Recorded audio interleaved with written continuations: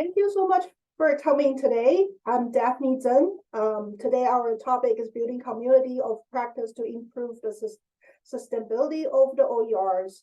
And this following 40 minutes, I will invite you all join us to talk about how to build your community and how to overcome or identify your barrier for sustain the OER mission or task in your environment or your world.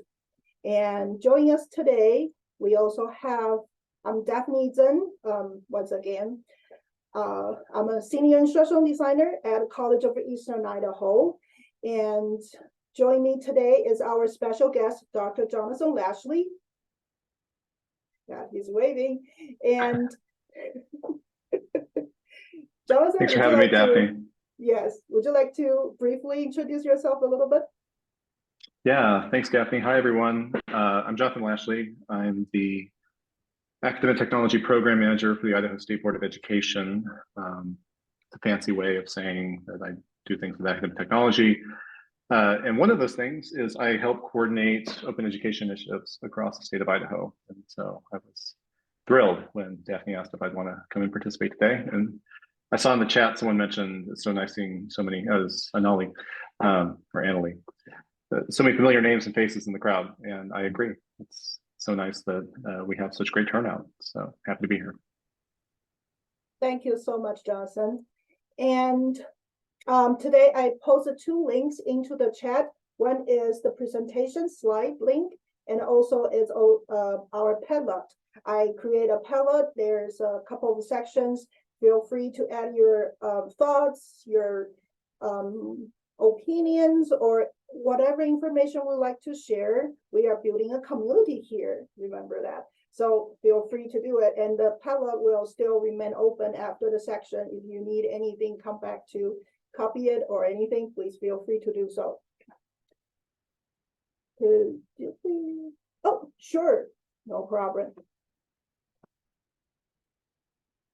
And also, if the link is still in, the Padlet link is on the Google slide as well. So that's the other way we can do. And just let me know if you want me to repost the slide, because I know there's some people will continue to join us and they might not able to see the chat.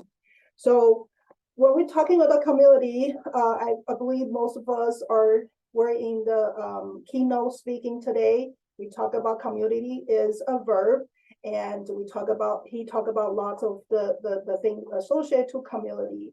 So here, I don't want to repeat what he said, but I wanted to be here with thinking about what defined us, why you're here, why we were here, and what kind of vision we want to go, and what kind of shared common interest, or what your passion on that. Anything you like to share. So if you have anything you can put on the Padlet, the very first one is what defined us. And also there's another link underneath the create comment of the practice. That's another link, so you can feel free to explore. They have some information very nicely there too. Let me make sure I have that link here so everyone can take a look about that things, because we often talk about community and what kind is the community, what defines us to be a community. I live in Pocatello, Idaho. I moved here, I think it's 5 years ago, and that actually, I don't feel like I'm part of the community, because Pocatello, Idaho is a very, very interesting place for me, because I was an international student, moved to United States, Kansas around 2008. And so you can see I'm totally outsider for the United States and outside of any of the community. And when I moved to here, is everything brand new to me. The weather, the surrounding, the people, they are totally brand new to me. However, my passion as an instructional designer bring me to here starting my job in Idaho State University. So it's kind of like my passion led me here, and one of my interests, since I have librarian background, open access, OER, open pedagogy always is my passion and my interest for my whole career and whole my life almost. So it's really something lead me to here. And I remember when I have my first interview with my supervisor, she asked me, what is your vision to work in the Idaho State University in ITRC department?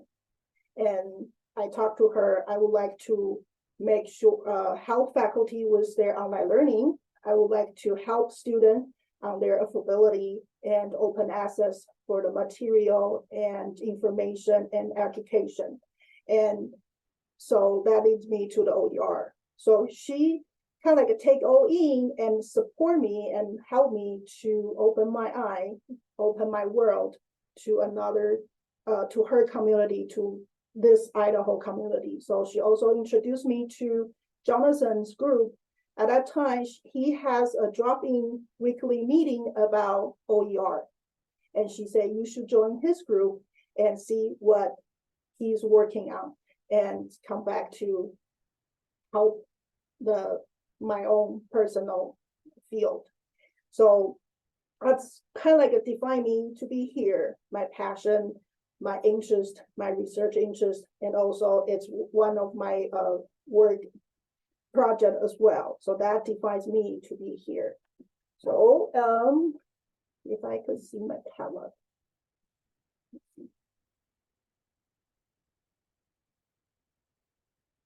So I can see, oh, justice orientated. We have share the value in equity and accessibility. That's awesome. And passion for open educational pedagogy. And see, we have lots of comments to each other. So that's the part of define us to be here today. So that leads us to the next one. So this is the quote from Create Community of Practice. I really love this one. Members have none of us as good as all of us mentality.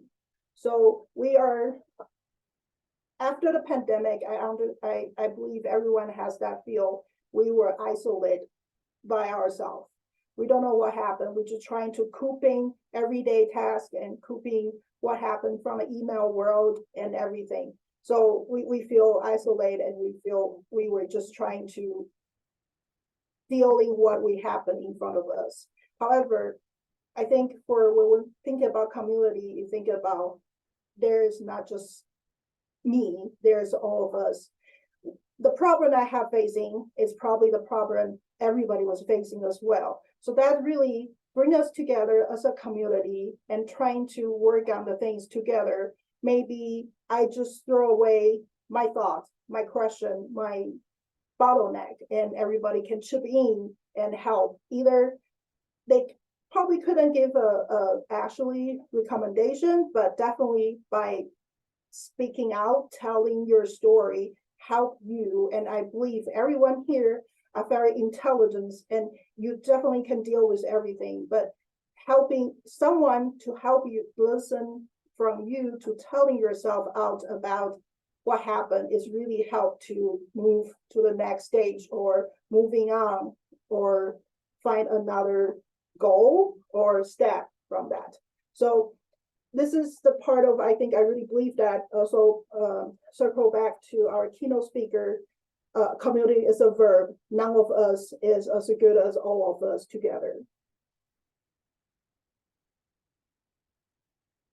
Oh, we have Bob here.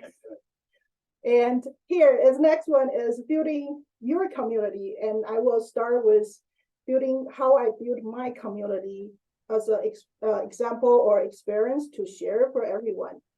So here I do have some of the mail list here. There's Idaho group is what I come from. We have a weekly drop-in meeting, and we kind of like a loosely get together. We plan the conference together, and we share information together, and we have do lots of things together. And there's some of them are OEN group, it's part of our group, and Spark, CCC OER, OER Digest, and there's a lot of different communities. You can find it in either international wise or regional wise, or just by the interest. I know there is a group of the health professional, they get together and they start connecting by publishing their OER together, and then they create a community, just sustain their own text OER textbook, and then help faculty to each other. So they have different kind of a community here. So I would like to share my scenario of my community. So I shared a little bit before. 2017 I started with the Jonathan's drop-in meeting. I remember we started on the Thursday or Wednesday afternoon, and then we move around based on everybody's schedule and availabilities. And then 2017, when I started that meeting, I don't have anything to share, honestly. I just an instructional designer, very green, and work on my very first ID job. Only I have is passion. And in Idaho State University at that time, we are battling with who is going to support OER. There's no awareness across the board. I remember the very first email I sent it to our dean of the librarian talking about the OER, and he come back say, "Oh, our school is too small. We don't have the university publish service." And I was like, "What is that?" So it's kind of like a very interesting interaction there with our faculty, and we feel like the library should be the lead there at that time. So every weekly I bring to my group, which is my community, is, "Oh, we don't have much." I try connect this one. I try to reach out this way. I try to reach out this way, as none of them give me very good feedback. But luckily, I have my support from my supervisor, and I have the support with my OER drop-in group from Jonathan. So that kind of gets starting with that. So Jonathan, would you like to talk about a little bit about our Monday drop-in meeting? Yeah, and just to preface, I was really excited about the way Daphne wanted to structure this presentation from a position of storytelling, because I think it's often, and I know this is true for me, when I'm invited to talk about our community in Idaho, it's often administrative, it's often sort of top down, and thinking about what are those tactics or what are those resources that we leverage in order to convene people regularly and reliably toward meaningful ends. And I think so much of it comes down to individuals and their character and what guides them to just choose to act. And I think that is, it's true for Daphne, as it is true for Bob Casper, who's also on this call and was a regular participant when he was in Idaho. And it's largely the reason why the community started forming in the first place. And it's that I was, at the time, relatively new to Idaho. I had lived in Idaho previously, but I had just moved back to work in public higher ed. And at the time was a faculty presenter for the Open Textbook Network. And my very first session I did with them, I went to Washington State University, which, if you're familiar, it is as close to the University of Idaho and the Idaho border as I think I've ever seen for an institution, at least that I've been close to. And so what that meant is, at that presentation, it wasn't just Washington State staff, and that meeting was convened, as Daphne was describing, by library staff at Washington State, but also there were librarians in attendance from the University of Idaho. And after the meeting adjourned, they were really excited to come talk to me, not because they liked what I had to say or they thought I was interesting. It was solely that I was at Boise State and I was into open education. And they're like, "We know from looking at the website that there are people who are involved in this." For instance, Bob had been involved with this for a while before I joined Boise State, but they couldn't parse from another institution who was involved, what work we were doing, where we were struggling, and where we might be able to collaborate and share resources. Because in Idaho, we have 8 public institutions, 4 community colleges, 4 four-year institutions, and continue to deal with, as I'm sure many of you do, lots of divestments in public education in general, especially higher education. Higher education is secondary or tertiary, typically, to a lot of legislative goals and funding. And so all that we wanted was just a chance to connect. And at that time, I was doing academic technology work, similar to what I'm doing now, just at the institution level. And though we were involved in open education conversations, it's not like that was explicitly referenced within my job description for these librarians. They were focused on growing open professional development opportunities and open publishing. But I think we had one counterpart in our library at Boise State who was interested in doing that. Bob's work at the time was instructional design. We had another colleague who was in online learning. And it's really easy when you're at the institutions, I'm sure many of you know, to just get siloed and get entrenched, and that we have our unique and discrete roles and responsibilities, initiatives that we're running or coordinating. And so it's hard to figure out how that might be relevant, not only to faculty that we're serving, but also across administrative and support staff. And so it was just kind of nice to have an unstructured and regular conversation with other practitioners at other institutions about what's new. What have you heard about in open education? What are you interested in? Where are you struggling? What ideas do you have? And so, I think it was a collaborative design from the beginning, and we haven't really strayed away from it, which is someone needs to capture notes. Notes are important. We had running notes, and they were always prompted by the same question, which is what's new? We would have a round robin approach if we had time for it, but otherwise it was just whatever bubbled up to the surface. And it's been as big in terms of meetings regularly. Like Daphne said, we meet weekly now. There were times where we met monthly or bi-weekly. There were times where we changed schedules. I think we've been stuck on Mondays around lunch hour now for a couple of years. And it's been as big as involving institutions in multiple states being represented, to sometimes me jumping on a Zoom call with just Daphne or just Bob. And yet every single one of those conversations has always been valuable. And it's really been the secret to letting our open education initiatives in the state, even though someone like me is at the state now, to remain grassroots, to remain informed by practice and informed by authentic practice and what the implications are for the classroom. And it's informed our policies at the state level. It's informed our initiatives. It's gotten us more funding and resources and support and recognition in our work. And I can talk more, so I'm going to stop now and let Daphne continue on. Thank you so much, Jonathan. You can take over. But here we continue about that. What's new? That just like Jonathan said, we share what's new and we shout out to each other.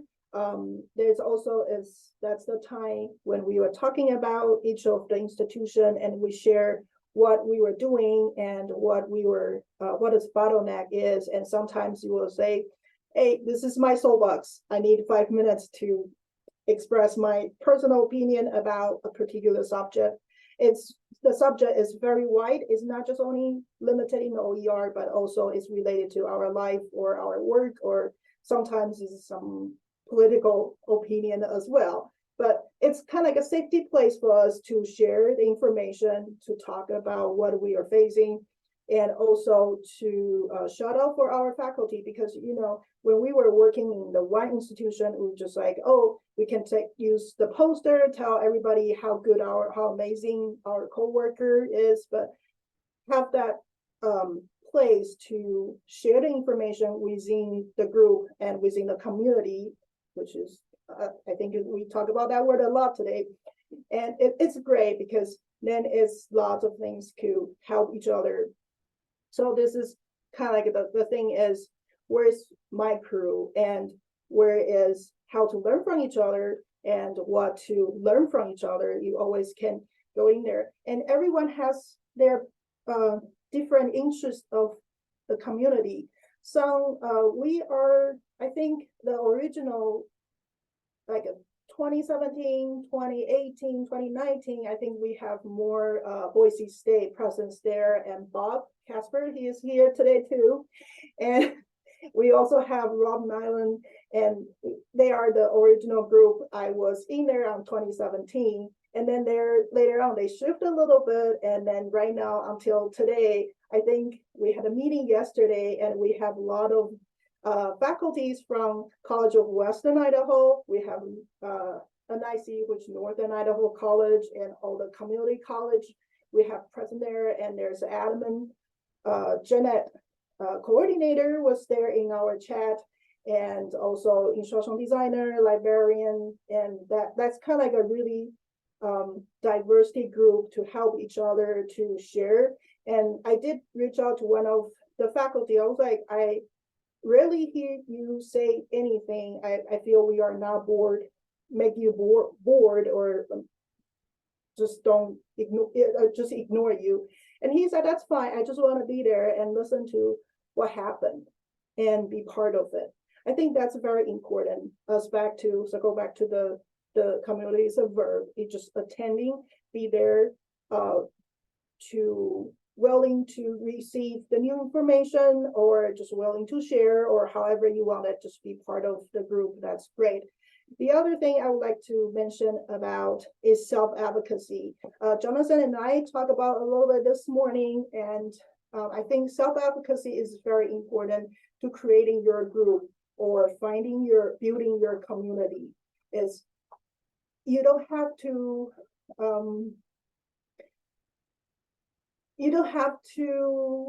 what is the best word? Sorry, I kind of like lost my word here. You don't have to be everything, part of everything. You don't have to be, it's all your choice. And then thinking about, oh, I love to be here sharing information, or I love to hear lead some initiate some task or something. That's okay. It's just think about what your role and what role you will be happy with in this community, and help each other, lift each other. I think that's a very important. And also see what else you like to do. So for example, I will mention about earlier, I was very green in this group. And so I look at what Bob Casper did, what Jonathan Lashley did, what Rob Nyland did. I'm looking for their information online. Sorry, I have to confess, I kind of like a digital stalking them a little while to figure out what is my path is, what should I do. So I noticed all of them were part of the open education fellowship. So I was thinking, oh, I would like to do that someday. And that time we are part of, will just be a new membership with the Open Textbook Network. Right now is Open Education Network. So Jonathan was a big role in there. He is the facilitator, and he also is a presenter there. So I looked for that, and then they were learning their news list, saying they were looking for event planner. They have conference summit for every June. So they were looking for planner. So I volunteer myself, say, hey, I would like to go if you feel I'm good enough. So you can, and luckily I was selected to be one of the planner in 1 year. So that kind of like a self-advocacy to think about what you like to do, what you try to explore and try to play, and also feel free to fall onto anyone in the group. That's lead to my next placing the bandwidth is we overly find out we overcommit a lot. Your family, your work, the tasks you wanted to do, and also your maybe you're still in the school like me. I'm the last year of my PhD program. So there's a lot of things happen in your life, and how you able to contribute yourself, make yourself available, not to be everything, but you can bring to the table. So say, I like this idea. but there's only few of mine I can share, or only few of time I can help for reviewing for something. It just bring what you can offer to the table and work with your community, and they will love to have you. Any piece, even a just small piece, it's great, because that is what make us together as good as all of us. And so that is one thing. And also, I would like to, before I start the sustainability of the OER, I would like to went back to our Padlet. I see a lot of great sharing here. And what kind of a community you are looking for? I see the very first one is cross-institutional communities. That is, since I put it as anonymous, I don't know who put this way, but welcome to join our Idaho community. We love to have you, although you probably hear a lot of things is not related to your state or particular your university, but we still love to have you. And also, I was posting our running notes Jonathan mentioned about earlier. You can see we try to catch everything we talk about, and we refine each other, and then that become a great resource to help each other to come back with, say, oh, I remember somebody mentioned there is anthropology passbook, and that is something I would like to find, and I know it's mentioned and catch by our running notes, so I can go back and find a link and then refer to my faculties. So that's a really a thing. So if you like to join us, please let me know. You can find me in the conference catalog, and then send me an email. I'm willing to share. I'm more than happy to share our link with you. And so that's cross-institutional, and here is opening. Okay, I think we are closing to our end of our presentation, so I will keep going now. The next one is the sustainability of the OER. So we were talking about building our community, and here is some of the challenge I identified when we were talking about sustainability. The very first one is ways to sustain the production and the sharing of open education resources.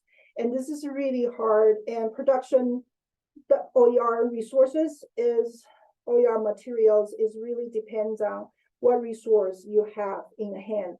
For example, right now we as a community college, we have fortunately have award a grant from our State Board of Idaho to create and adopt or adapt the OER money, the OER material to create a pathway for the Z degree, which is a zero or low cost degree.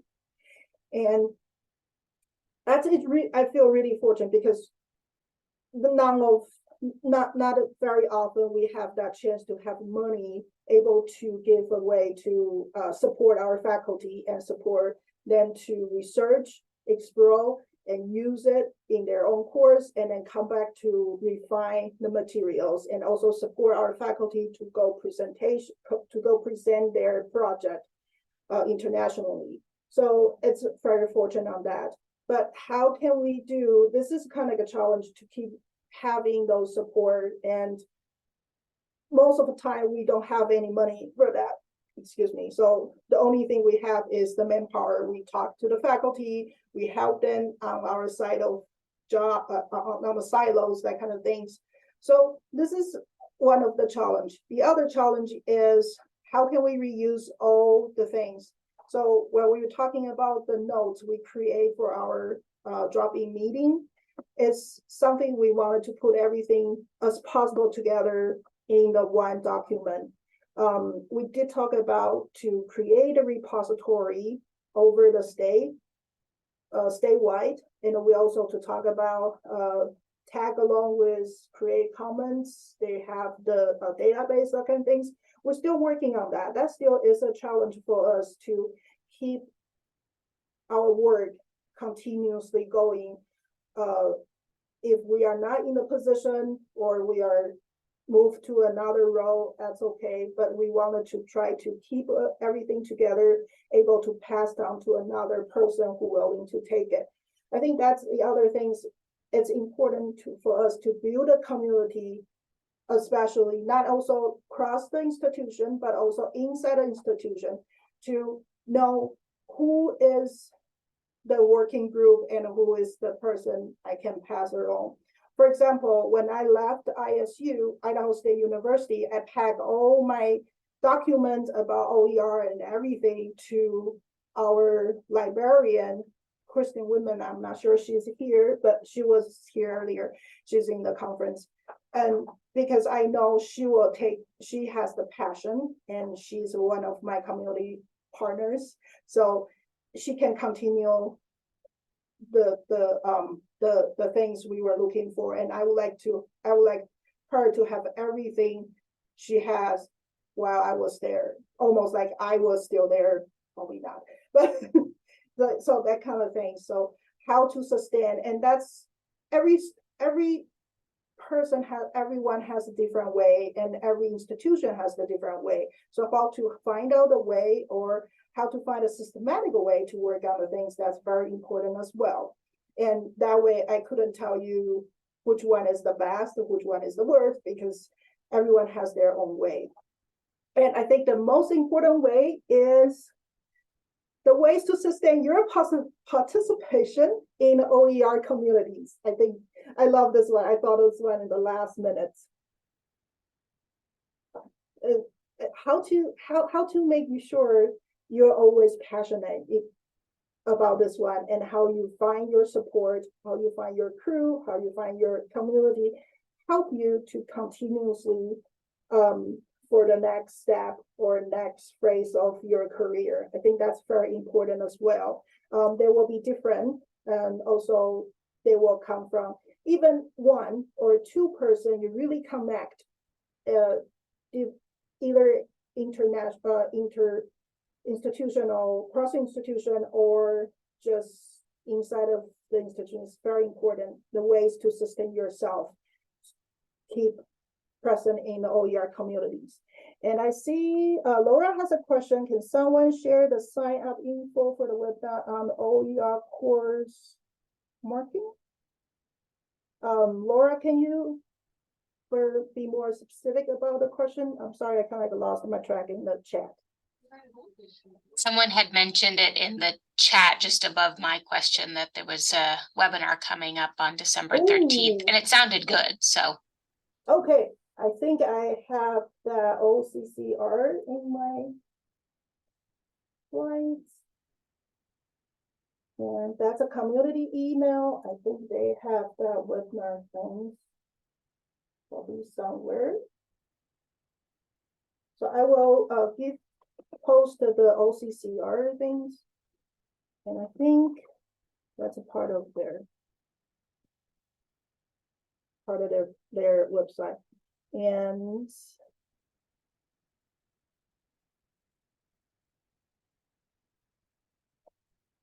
okay, so that's something I just come from my experience, and also something. And I'm sorry if someone coming here wanted to hear how the model to build a community practice or something like that. We are not that kind of the section today. And I thought of a lot of things to present this topic, and I really benefit from the community here, not only in the Open Education Conference, but also the group Jonathan create. And also I learned a great deal from the OEN network community, and also the Pressbook community as well. So most of my information, my knowledge, I learned from each other, and learn from all of you presenting or sharing just by chatting things. I learned a lot, and I feel we are a great community, and also almost family. I talked to Jonathan this morning, and I saw her, his daughter was just born, and now she's kindergarten. So I feel like I've been part of not only the community, but also it's become a family. And Jonathan, would you like to talk some final words and leave some time for the question if there's any? Yeah, to that end, the work that we do in open education specifically, or education in general, could be really lonely, especially as budgets have been cut and positions have been, I think, have grown in scope and roles and responsibilities. It can often feel like you're an island.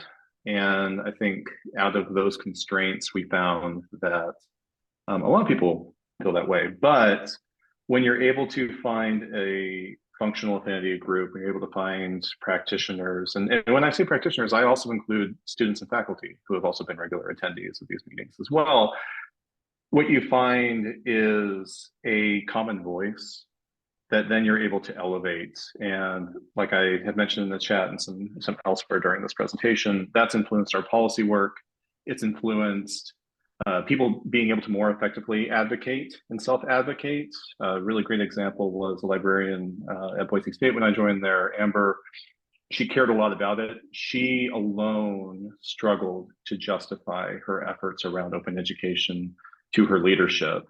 But it was through the growth of our voice as a community that not only did she get open education formally recognized as part of her job description while she was there, but she also was able to petition successfully for an open education librarian at Boise State. And that happened just within the span of like 2 to 3 years. And so this, the snowball effect that can emerge from just connecting with people around shared interests, whether it's in open education or otherwise, is sort of overwhelming. And in large part of it's just meeting people where they're at. Like granted, I think we're all sort of fatigued with Zoom, but back in 2017, Zoom was approachable. It was something that some of us had access to, or at least it was reliable enough for us to meet.